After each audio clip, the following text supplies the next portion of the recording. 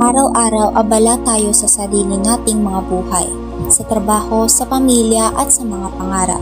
Pero may isang bagay na madalas nating nakakalimutan.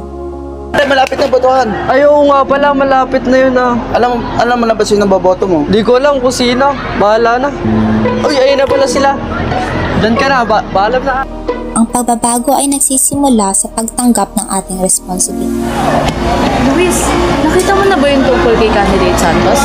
Ang dami niyang basher sa FB eh. Hindi ko na tuloy alam kung tama pa bang iboto natin siya. Oo nga, ang dami niyang promise. Pero in fairness, ang dami supporters niya sasabing magaling siya. Pero ano nga ba plano niya? Wala siyang matibay na plano eh. Puro in general. Pero para sa akin ay hindi pa ako handang iboto siya kung wala siyang konkretong solusyon. Kaya nga, ang hirap. Ang daming kandidato, ang daming issue. Pero totoo na pa ba natin siya ng pansin? Ang dami na nga natin ginagawa sa buhay. Luis, hindi ba dapat maging concern tayo?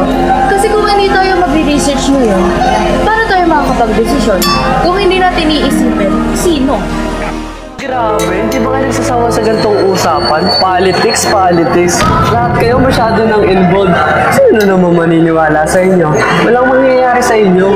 Bakit mo naman nasabi yan? Bakit? Anong gagawin natin? Yung mga politiko nga wala nang pakialam sa atin. Puro lang sila salita ang iniisip. Wala nang mangyayari kung anong gawin natin. Magboto man tayo o hindi. Kaya naman, politiko naman nag-aayos ng pamumuhay natin.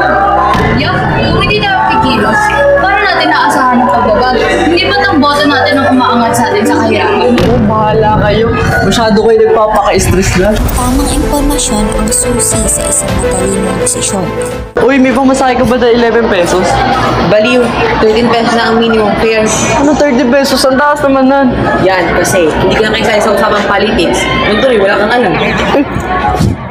Boto mo, boses mo. Pagbabago nagsisimula sa iyo, kaya kung hindi tayo kilos ay sino? Bawat desisyon, bawat boto ay mahalaga.